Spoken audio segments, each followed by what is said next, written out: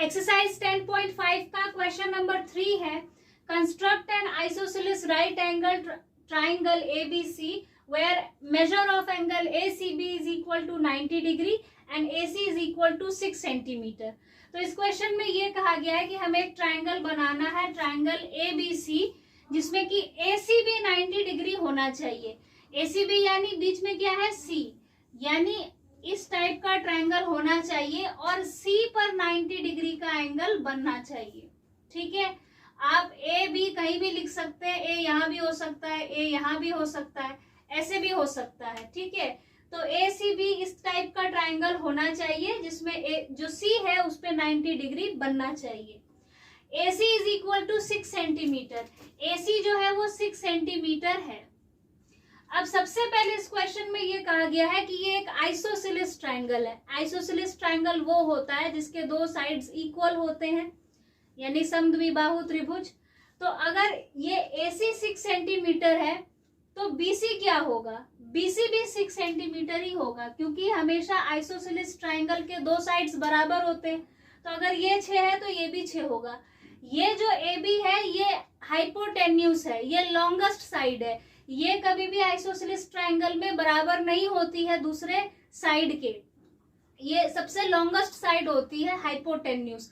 तो ये बराबर नहीं हो सकता, बेस और परपेंडिकुलर ही बराबर होंगे, यानी AC और BC ही बराबर होंगे, यानी यही दोनों 6-6 सेंटीमीटर के हैं।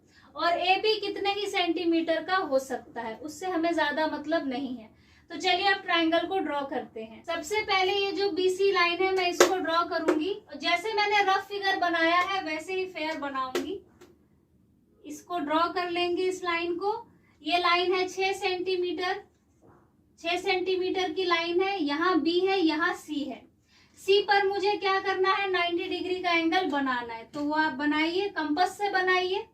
ठीक है, कंपास लेंगे, उसको C के पॉइंट पे रखेंगे यहाँ पे, और इस तरीके से एक सेमी सर्कल ड्रॉ कर लेंगे, यहाँ नीचे तक लेके जाएंगे, एक आर्क लगाएंगे यहाँ से, एक आर्क लगाएंगे यहाँ से। ये सारा काम आपको कंपास से करना है। फिर एक आर्क यहाँ से और एक ये दूसरे आर्क से। ठीक है, पहली आर्क, इस आर्क से एक आर्क यहाँ लगाएंगे, इस आर्क से एक आर्क यहाँ लगाएंगे। ठीक है, चलिए अब इसे ज्वाइन कर देते हैं। देखिए यहाँ पर इंटरसेक्ट कर रहा था, यहीं से मैं ये लाइन लेके गई हूँ। ये कितना है, ये 90 डिग्री का एंगल है। ठीक है, चलिए ये हो गया पूरा।